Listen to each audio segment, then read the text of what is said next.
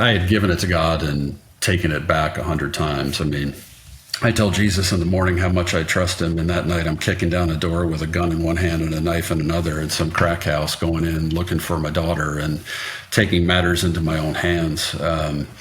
And I did that many, many, many times over 13 years. So one morning, I get up very early. It's like 3 a.m, and I'm doing my quiet time, and I just feel the Holy Spirit present. And I said, God, I've spent 30 years trying to save my daughter. And it's been me on my own strength with my own skills, making all the mistakes I could possibly make. And everything I've done has not only not helped, it's made matters worse. God, I hand this to you. She's your daughter more than mine. And one day I'm taking her son to school. I drop him off. I notice my wife's car is almost out of gas. I pull in, I fill up, and I'm leaving. And I get this powerful message: go to the car next to you. I'm like, yeah, no, I'm not going to do that. Go to the car next to you.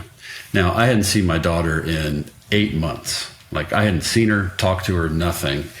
I get this powerful message. I put it in park. I go stand next to the car. It's a sports car, so I'm like towering above it. I'm just waiting to get shot, basically, because it's got black tinted windows. I can't see in. And finally, the window goes down just about an inch, and somebody leans up and says, "Can I help you?" And I lean down to talk to him, and my daughter is asleep in the passenger side of the car. Oh, my gosh. Wow.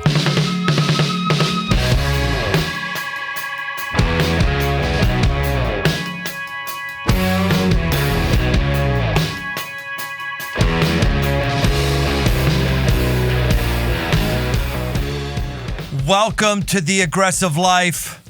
You know, none of us have a easy, simple story. Some of the people who seem to have everything going well in a direction have pains and pressure points and curveballs that hit them on the side of the head all of the time. That's kind of the story with our guest today, who has gone through hell, and he's helping other people come out of their hell. His name is Scott MacLellan. Some would call him a Renaissance man, a man you can't really pigeonhole in a specific place. He spent 25 years as the CEO of a billion-dollar healthcare company. He's led thousands of employees. He's kind of done the CEO thing and enjoyed certain blessings and opportunities that only people in that sort of strata can. And he has had some really, really hard times with his family and around health. You know, studies show that if we don't have a tight community, we're not going to be healthy. And then when we are physically unhealthy, not having a tight community is going to help make it hard for us to actually heal from our difficulties we have. Scott's got some insights on that. He's well-traveled. He's got a lot of good stuff going on. Welcome to The Aggressive Life, Scott MacLellan. Oh, just great to be here, Brian. Thanks for having me on. Love what you're doing with this podcast, so it's an honor to be here. Oh, thank you. Well, tell me about your the health companies you were engaged with. What was all that about, and how long ago was that? So we had a chance to start a couple of companies along the way. Started a company back in 1999 that was focused on the healthcare space, providing purchasing technology, and that company ended up growing very large and international over time. Second one we started was in the service business. So we would provide services to hospitals and retirement centers with lots of employees who just had a great passion to take care of people at very vulnerable times of their lives. And did you, when you started those, you kept them going, or did someone buy them, or how did it end? Both were bought, and they're thriving today under different company leadership. Yeah. So you are old school entrepreneur. Yeah, I am. Yeah. It's been fun, adventurous, and crazy, which you would know, starting a church. Yeah. Yes. I certainly have the entrepreneurial thing in me, start a variety of things, but there's very few people actually start something and it's successful and sell something and make a lot of money. There's people who call themselves serial entrepreneurs. It just means that you haven't had anything work. One way to look at it. So were you terrified at all when that healthcare executive got shot in New York City several months ago?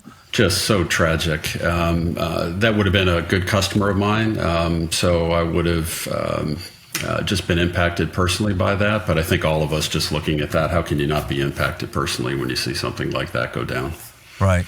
Yeah. Right. Do you see any changes coming with the healthcare industry? Everybody seems to be just not happy about healthcare. Everybody except, I don't know, somebody at the top who's making a lot of money. I mean, sorry to just call it the way many people see it, the insurance companies, right? I mean, doctors aren't happy because they're not making what they used to. They're hamstrung.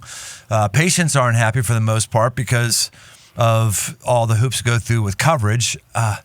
Nurses aren't happy. I mean, it's a tough deal. Do you see us ever changing our healthcare system the way it is right now, or just the way it's going to be forever? I think it'll evolve incrementally. I joined healthcare space back in the early 1980s, and it was the Wild West back when I came in. And it was just the beginning of Bill Clinton coming in and starting managed care. And that was the first opportunity to try to get arms around costs that were happening in healthcare and the way that care would be delivered. And that has morphed, 15 times since then. But I think what you're seeing is people are starting to focus on the wellness of an individual instead of the sickness of an individual. And so I think we're heading in the right direction. I just think it's going to be a long runway to get there before we ultimately see a different kind of environment. What would be the different kind of environment, do you think? Yeah, so I think what you're going to find in healthcare is that hospitals are going to become more and more responsible for the cost of a patient's life over time. And therefore, they're going to be incented to make sure you're well, as opposed to incented to manage you and heal you during your sickness. And so you're going to see a lot of programs, whether that's eating well, stopping things that are harmful to you, getting on proper medications earlier. And you'll start to see people kind of enter the space more in a holistic way than just coming in when it's urgent and dire and very expensive things need to happen to get you well. How would that work? That sounds really exciting and innovating, but how would that work? How would you get paid for somebody being healthy? So the insurance companies now would pay for a life. So we're going to pay you X number of dollars for the life of a patient. And so now that hospital, instead of being incented to have you come in and treat you, is incented to keep you out of the hospital. And so they might make sure that you're eating right, for example, and put you on a food program at home to get your weight under control, get your diabetes under control, any number of things that will lead to your wellness instead of managing your sickness. And people would opt into this program. Like, I would agree to that. That's right. And, you can't force somebody to eat well, but you can incent them to eat well. And you can follow up to make sure that after the first week, they haven't gone back to their same old diet. You can have better metrics around your health, like what is your weight doing? What is your A1C doing for diabetes? What is your blood pressure doing? And there are a lot of studies now and a lot of healthcare companies that are built entirely around getting people down to a manageable, well condition and keeping them from that ultimate urgent situation where you're having a heart attack or you're broken down and in the hospital getting very expensive treatment. Yeah, it's tough, and the cost of healthcare just keeps going up. It does. Seems like at some point there has to be a breaking point. Is there a breaking point? Is there something that's going to shove things to change, or you just do believe it's going to be gradual, ongoing evolution, and eventually going to catch up? Everybody, I was thinking that back in the 1980s. Clearly, there has to be a breaking point, and so we're still just incrementally, roughly doing the same things today. So it always feels like you're on the verge of that breaking point. And you are starting to see some hospitals close. You're starting to see care move out from the hospitals into outpatient clinics. You're seeing doctors take over things that they only did in the hospital. Now they're doing it outside of the hospital. So you are starting to see it move in the right direction, but it's moving slowly. And I think that's why you see this just constant battle with insurance companies over what's covered and what's not. And we just, with my daughter's life, dealt with that for the last 36 years. What would be things that doctors are doing outside the hospital that they used to only do inside the hospital? Well, if you were to get a knee replacement done, 20 years ago, that was only done in a hospital. Today, it's done in an outpatient surgery center that may or may not be owned by that hospital. It might be owned by orthopedic surgeons. MRIs that were only done in the hospital are now done in a doctor's office. So you're starting to see these things go out to where people can manage costs better because they're incented to try to get that cost down to provide that care to you and attract you into their practice. That makes sense. Again, gradual shift in incentives, but I think we're a long way off. So you mentioned your daughter. Yes. I figured I'd have you tell your story of your daughter instead of me putting it in the intro. Tell us about Amanda. Yeah, thanks. My youngest daughter, she was born with a very rare illness, a very rare form of cancer that took 2 years to diagnose. And by the time she did get diagnosed, it had taken over her body, and she went into urgent care. That ultimately led to the need for a liver replacement, a liver organ replacement, and she had a liver transplant somewhere around the age of 4, and then ultimately survived cancer 2 more times by the age of 7. And if that weren't enough, that first liver started to fail early, and so she had multiple procedures until she had a second liver transplant at the age of 17. And so I'd say by the time she was 17, she had over 150 surgeries in her lifetime. Yeah. And at one point, she was the only person alive in the world with her combination of illnesses. And more than once, we took her home to die. We just stopped treatment and brought her home to die. So she's a walking miracle out there and in a lot of medical textbooks around the world. For her How old is she now? She's 36. 36? 36, and a mother. She wasn't supposed to be able to get pregnant or survive a pregnancy, and here she is. Yeah. Wow, look at you, Dad, smiling like a butcher's dog over there. My goodness. It is just a miracle. And I will tell you, so many times we just didn't think we'd make it through the day. And here she is, 36 years later and thriving.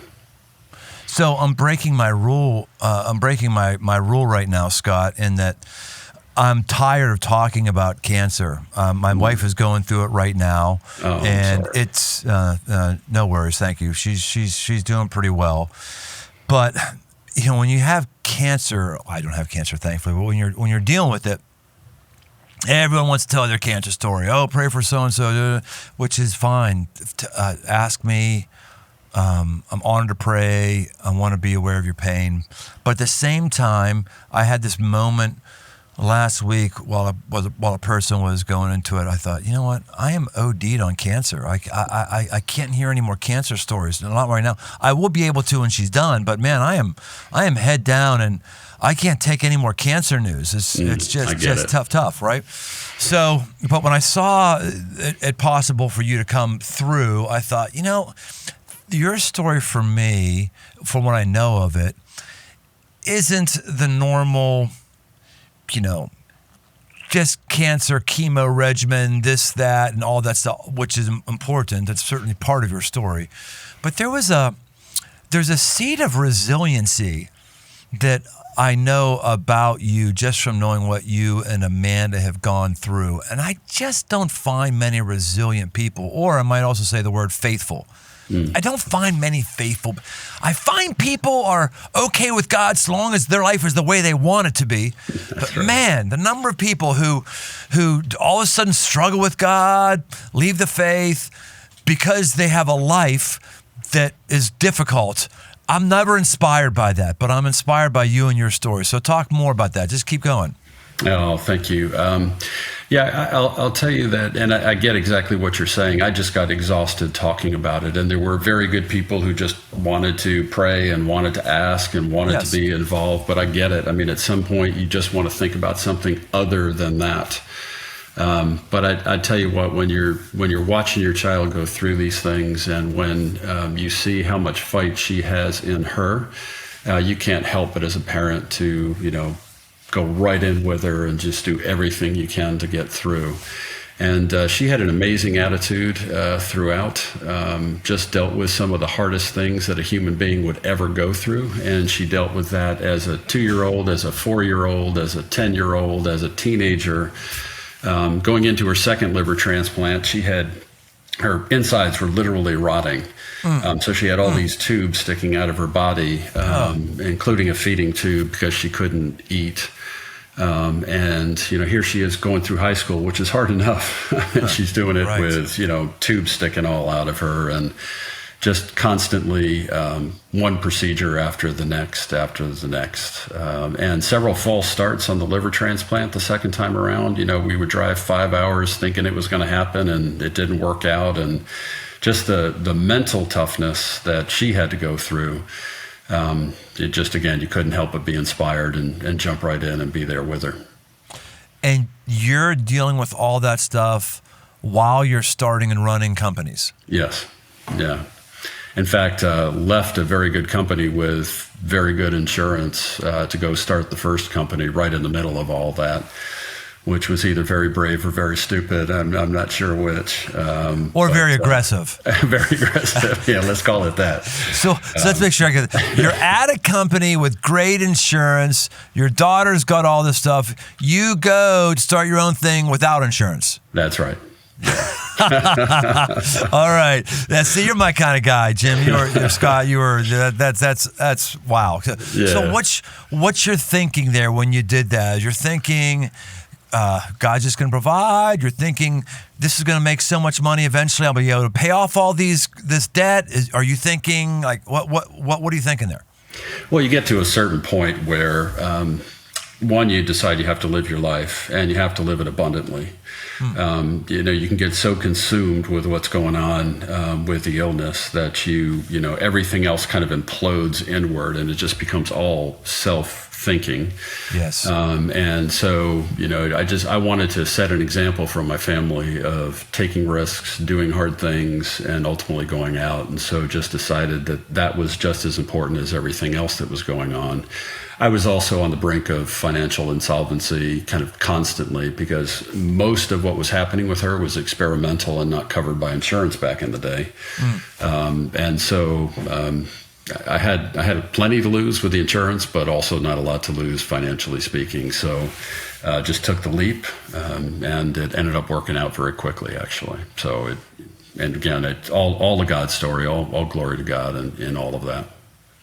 Took the leap, ended up working out well. You mean the new company you went to do took off? Is that what you mean? Yeah, so the new company grew exponentially fast. 6 months of just, and from starting a church, just 6 months of on the brink of failure every single day.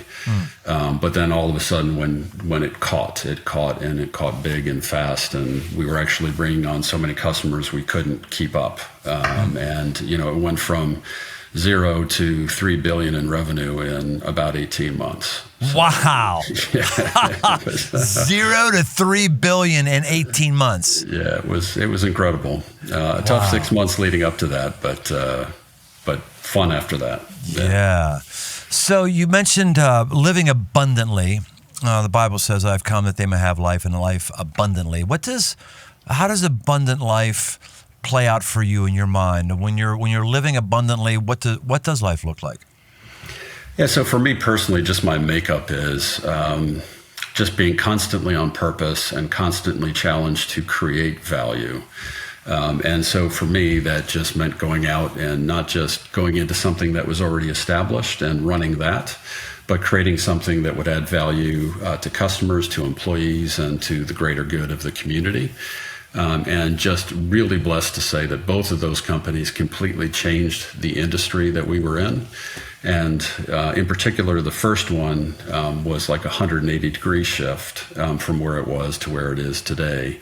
And people today just think of it as the standard. That's what we do. But we started that back in June of '99, just trying to create that new way of thinking. So I just like to be out there making things happen and changing the world one little bit at a time.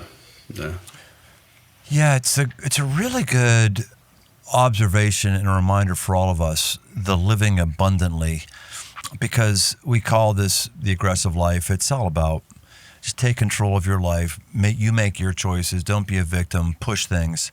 But we have to remember, you're not trying to be aggressive simply because you want to be macho or simply you just want to be that kind of person.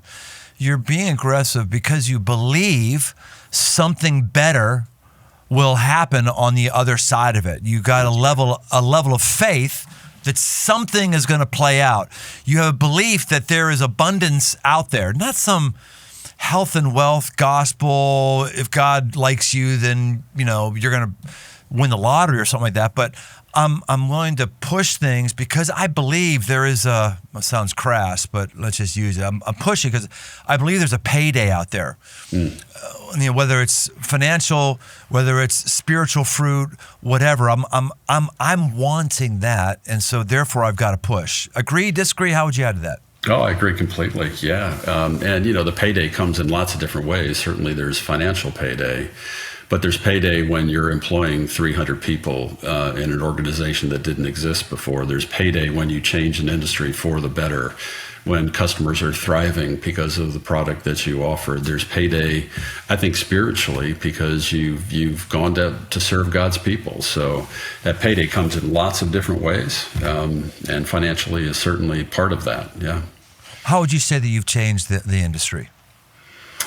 Well, the industry we're in was very opaque. It was not transparent at all. And as a result, people didn't know what they were buying, how much they were paying. And there were certain segments of the industry that were taking advantage of their customers. We added an incredible amount of transparency to that whole process. And the belief was that with that transparency, everyone would benefit, including the people who were trying to hide information at the time. And it's turned out to be true. The group that pushed back the hardest ended up being the most successful in the long run. And it was a great story. They pulled me into their office. Of course, I'm just this little young guy trying to change the world, and they told me that they were going to crush me. I wish I had a recorder in that.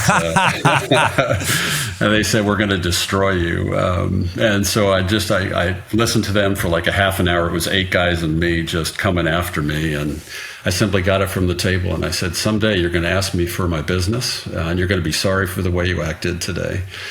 2 years later, they called and said, we're sorry. And that company now does hundreds of millions of dollars with them. So they have benefited in the long run. Yeah. Wow, that's great. Yeah, it was fun. Not at the time, but in the long run, it was fun. Yeah. That takes some chutzpah. What were you doing before, when you were part of a corporation or something like that? But that sounds like one of those Navy SEAL stories. You ever served in the armed services?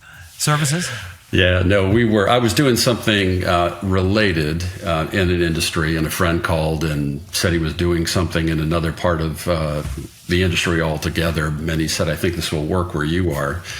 And so we kind of jumped in from there. We flew out to California one day, and we were seeking a little investment money to get started. And 24 hours later, we had a little bit of start from Silicon Valley, and that got us off from the ground up running. Yeah. Yeah. You mentioned before that you wanted a model for your family. How did you put it? Being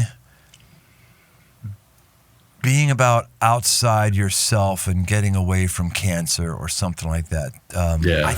I think I know what you're talking about, because one of the things that it's dawned on me is that I can be too quick to play the cancer card. Cancer can. And I don't have cancer, but I'm a caregiver of somebody who is going through it, and I'm about myself. I like myself. I'm the favorite thing in my life. Me, taking care of me is the favorite thing I do, and you can have an extra level of manipulation when you just drop in a call with somebody. I'm sorry, my wife has cancer. I'm ashamed I've done that a couple times.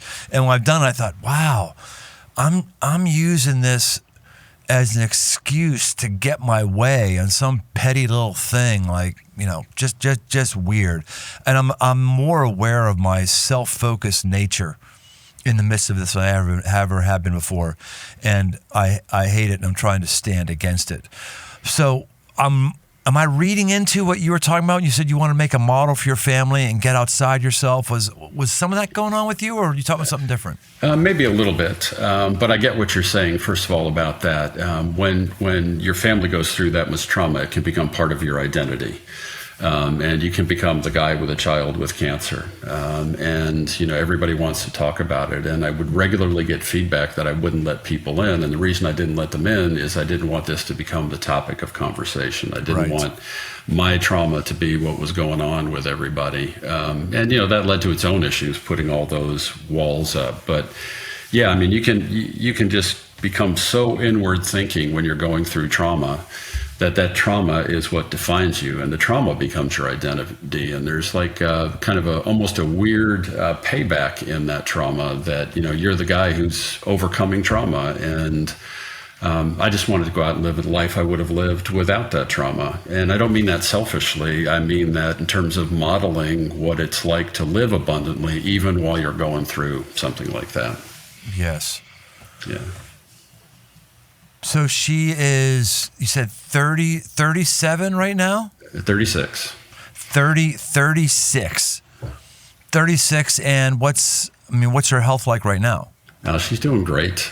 She has ongoing issues, so she's mostly deaf, for example, and that happened during all of this. She's got epilepsy that she deals with now, but compared to what she was going through for most of her life, she's doing miraculously well. It's a testament to the work of God every time I see her and hug her. Gosh.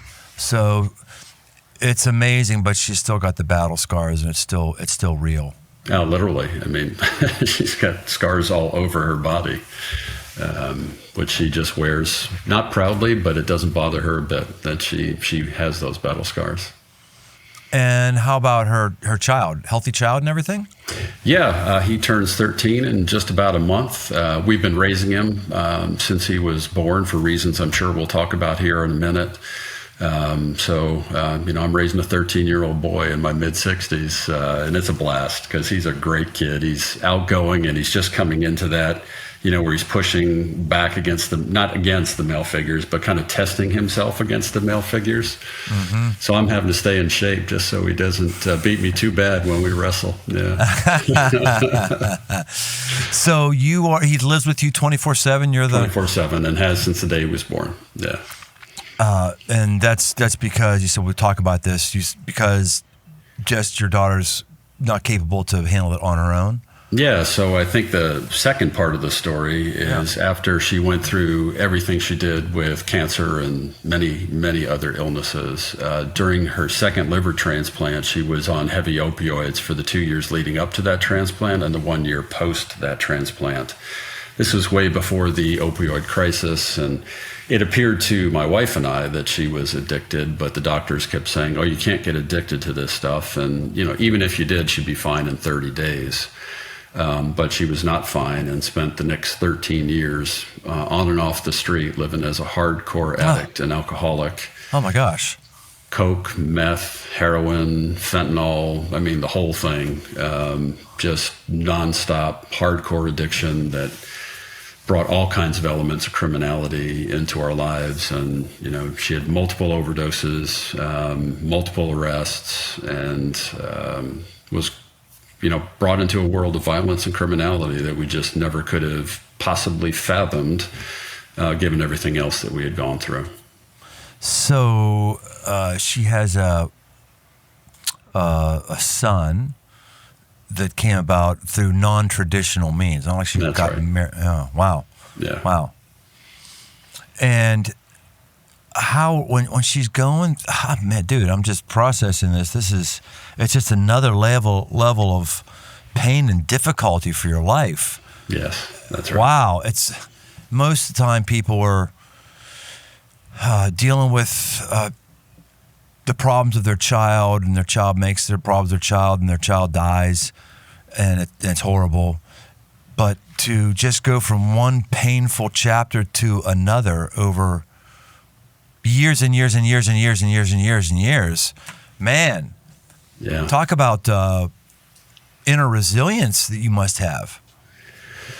Yeah. So again, when it first started happening, again, this was before the opioid crisis, so we didn't even know what addiction was. We didn't have any perspective on what that life was. It was just a total shock to us. And quite frankly, we'd been through so much. This was just another thing we were going to overcome and move on with our lives.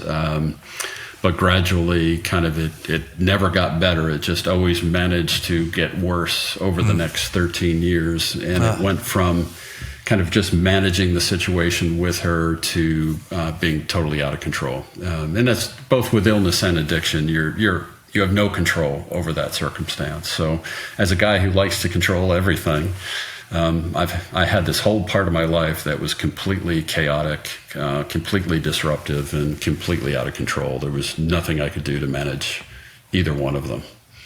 And so you just stick with it. I mean, you take what you're handed in life and you press through it, and you just do what you got to do to get your family through it. So when you're in that situation, do you just wipe your hands clean and step back until she wants you to engage? You just completely step out, or are you at all times dabbling in and around as much as she can take? So at first, dabbling in a lot. But one of the things they tell you with addiction is that you have to let them hit bottom. But addiction manages to redefine bottom constantly.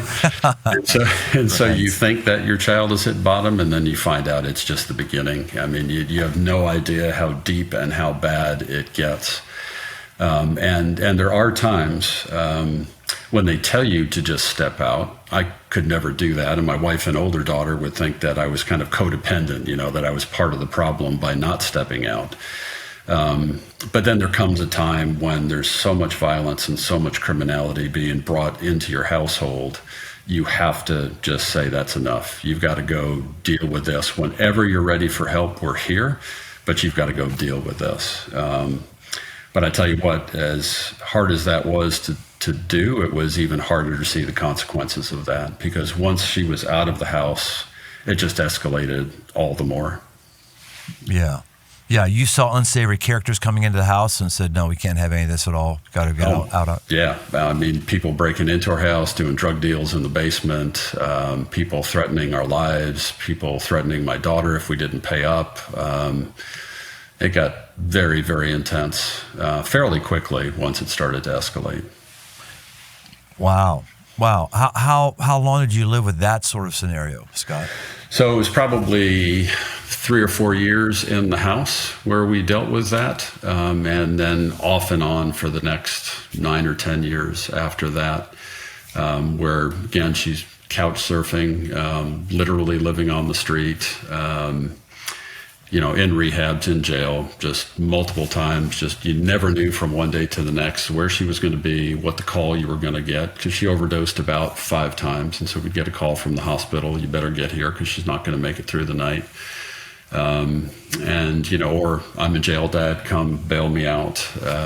You just never knew what was coming. It was literally a minute-to-minute kind of thing, especially when she was present, because you never knew which version of her you were going to get. So in that situation, are you just trying to dust off yourself and just completely separate yourself? Or are you saying you're the one in the family who couldn't do that and the other ones could? Yeah, so I had so much of my life invested in, my empathy with what she had gone through as a child.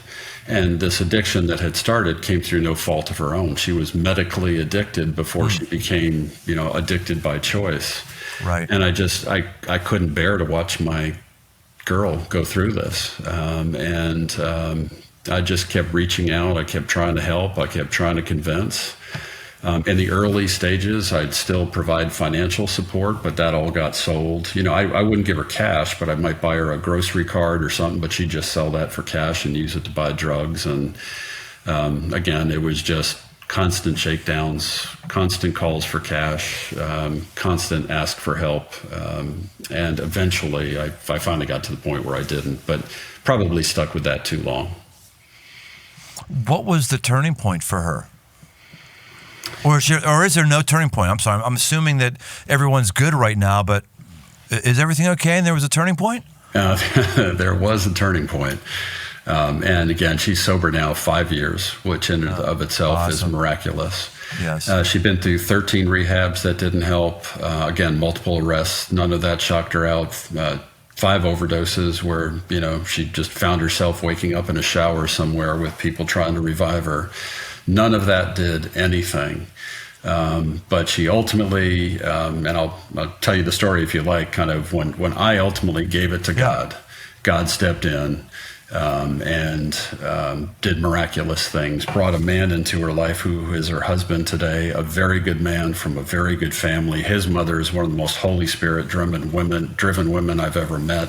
She starts praying over her and prophesying, and it took about a year. I mean, it wasn't like all of a sudden she was good. But a year later, she was completely sober, reconnected with our family, reconnected to her son. And again, what sounds normal to most people, hey, my daughter lives near me and she's doing well, is just above and beyond supernatural answer to prayer. And it's just something I'm grateful for every time I see her. When you, quote unquote, gave it to God, was there a moment, a prayer, a time when you said, I am literally giving this to him? Can you remember that moment? I can tell you exactly how it happened. I had given it to God and taken it back 100 times. I mean, I tell Jesus in the morning how much I trust him, and that night I'm kicking down a door with a gun in one hand and a knife in another in some crack house, going in looking for my daughter and taking matters into my own hands. And I did that many, many, many times over 13 years. So one morning, I get up very early. It's like 3 a.m, and I'm doing my quiet time, and I just feel the Holy Spirit present. Yeah, 3 o'clock in the morning. I normally have my quiet time. 3 o'clock's still late for me. Dirt, I'm generally at 3 in the morning, I'm generally interceding for the nations. That's right. You've been there for an hour already. Right. Yeah. I've had my scripture memory time from 2 to 3. And then, so all right, so go ahead. Yeah, you have your quiet time at 3 o'clock. Yeah, go ahead. I'm an insomniac. What can I say? So I feel the Holy Spirit present, and all of a sudden sitting in the chair doesn't feel holy enough. I get on my knees, that doesn't feel right. I get on my elbows, that doesn't feel right. And so now I'm literally prostrate out on the floor, and just this pouring out of the Spirit. And I said, God, I've spent 30 years trying to save my daughter. And it's been me on my own strength with my own skills, making all the mistakes I could possibly make. And everything I've done has not only not helped, it's made matters worse. God, I hand this to you. She's your daughter more than mine. And if I get a call in the next 10 minutes, she's dead, I'm going to know you took her and that she's with you. If she's a drug addict for the rest of her life, I'm going to love her as a drug addict for the rest of her life. And this goes on, and I feel like supernatural peace for like 2 weeks. One day I'm taking her son to school. I drop him off. I notice my wife's car is almost out of gas. I pull into a gas station, and it's all full, and 10 minutes go by and I get frustrated and I leave. I'm heading out, kind of see backwards from me another gas station that's open. I pull in, I fill up, and I'm leaving, and I get this powerful message: go to the car next to you. I'm like, yeah, no, I'm not going to do that. Go to the car next to you. Now, I hadn't seen my daughter in 8 months. Like, I hadn't seen her, talked to her, nothing.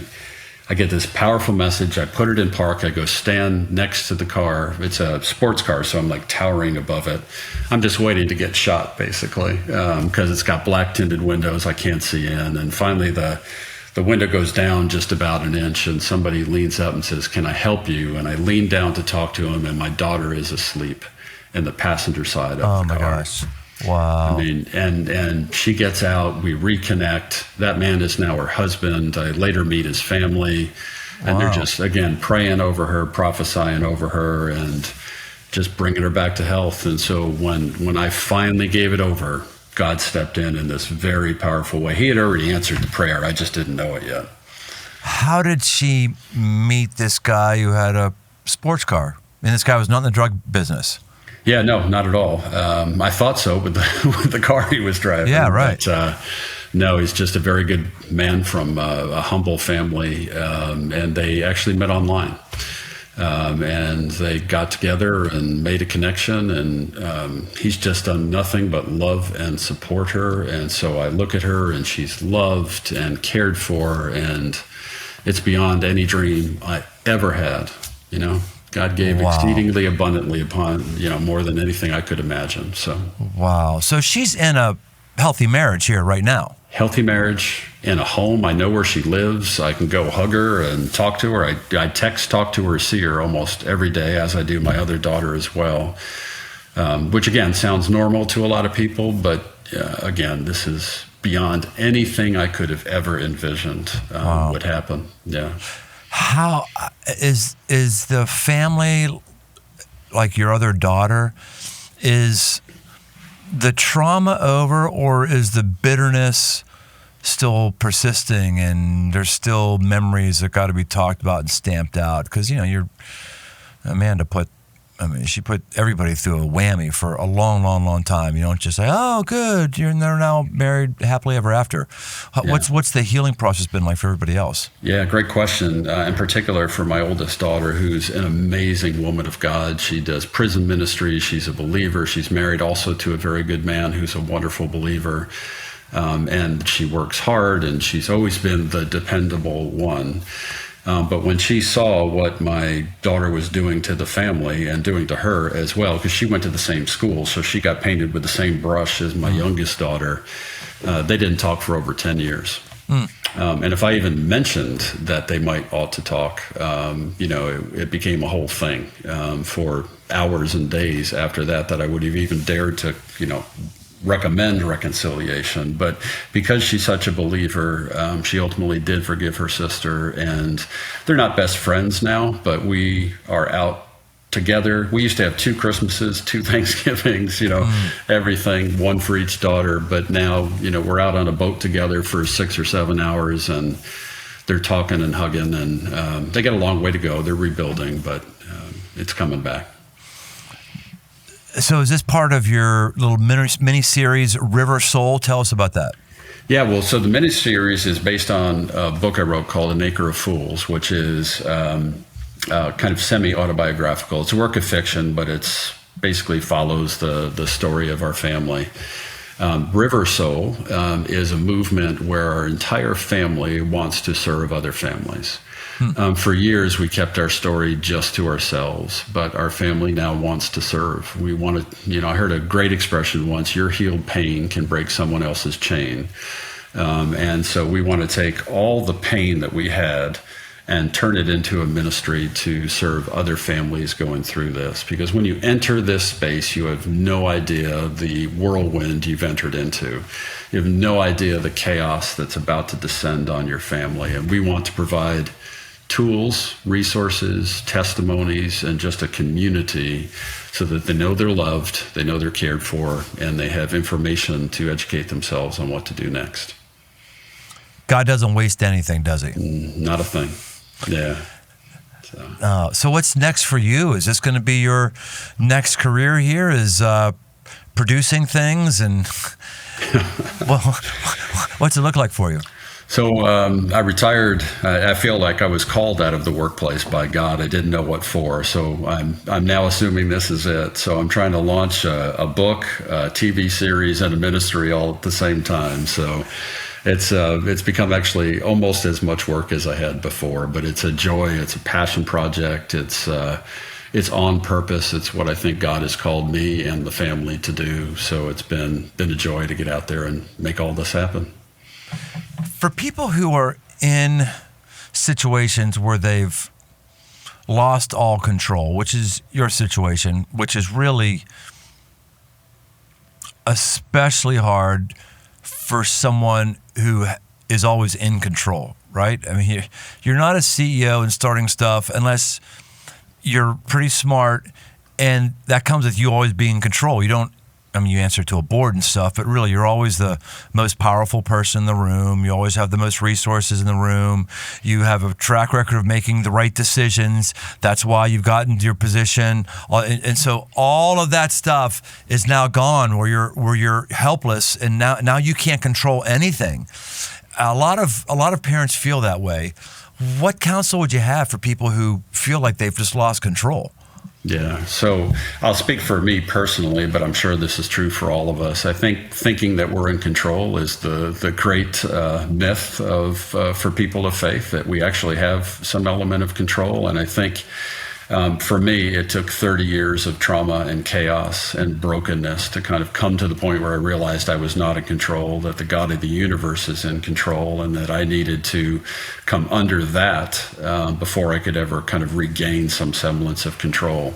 So I look back on 30 years of all of that and just thank God for it, because I never would have gotten to the point where I am with the gospel if I had maintained that position where I was in control, thinking it was me that was making things happen, and he needed to break me to break my heart to turn me into the man of faith that I hope I'm becoming today. So I would look at it as, it's kind of cliche to look at it as a gift, but I would just say, try to see what God is up to while you're going through that, and try to remember that as soon as you actually sincerely give it to him, that he's going to step in and do miraculous things.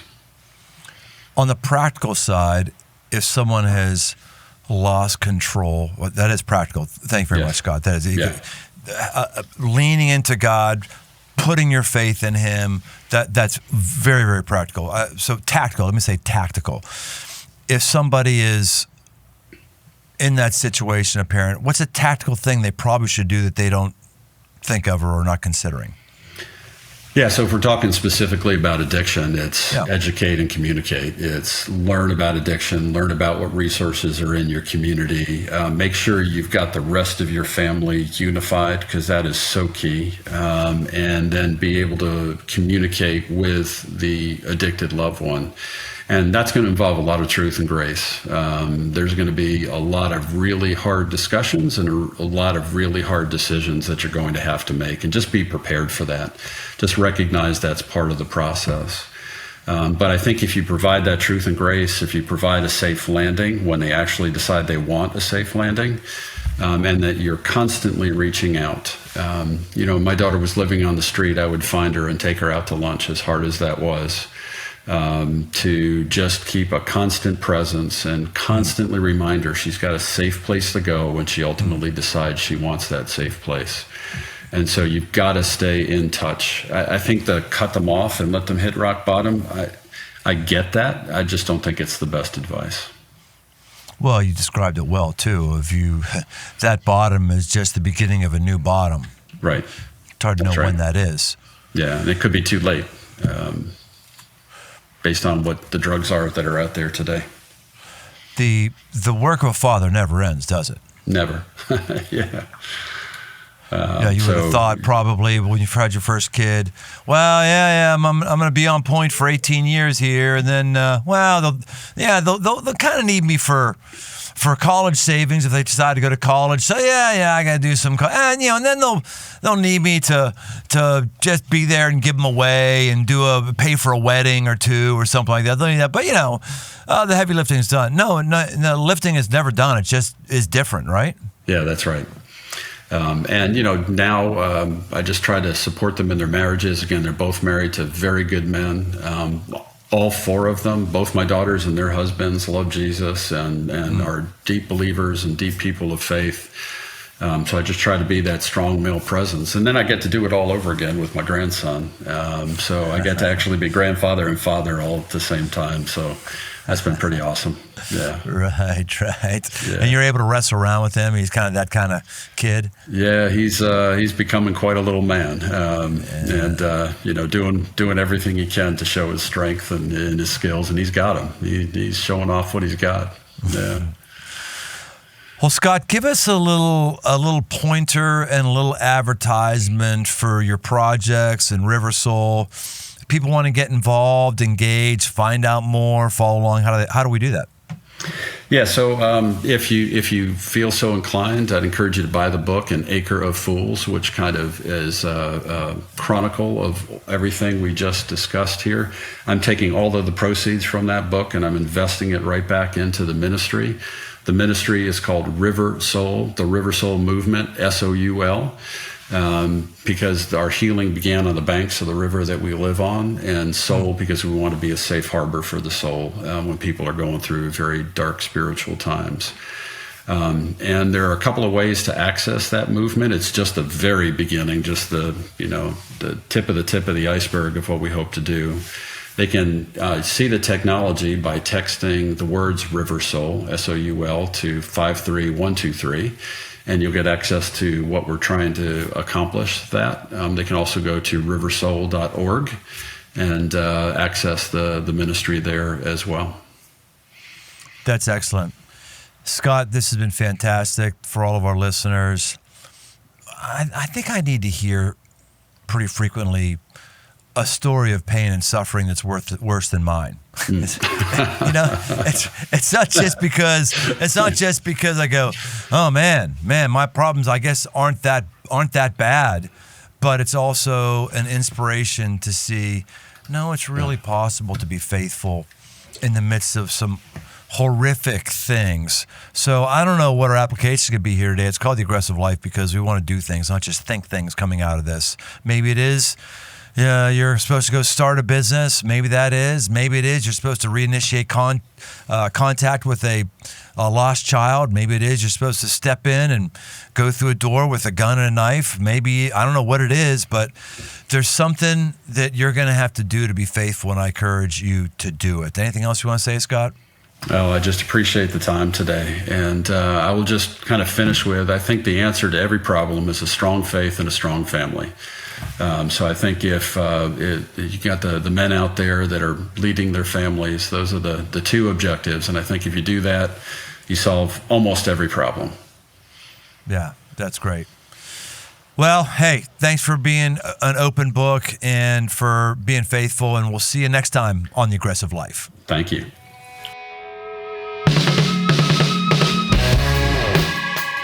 Thanks for joining us on this journey toward aggressive living. Find more resources, articles, past episodes, and more at briantome.com. My new book, a 60-day devotional called The 5 Marks for Man, 60 Days to a Powerful Life, along with all the other books in the 5 Marks library, are open right now on Amazon. Be sure to leave us a rating and review wherever you listen to your podcast. Then send an email to that's dirt at briantome.com to get a free Aggressive Life sticker. Find more on Instagram at briantome. The Aggressive Life is a production of Crossroads Church, Cincinnati, Ohio.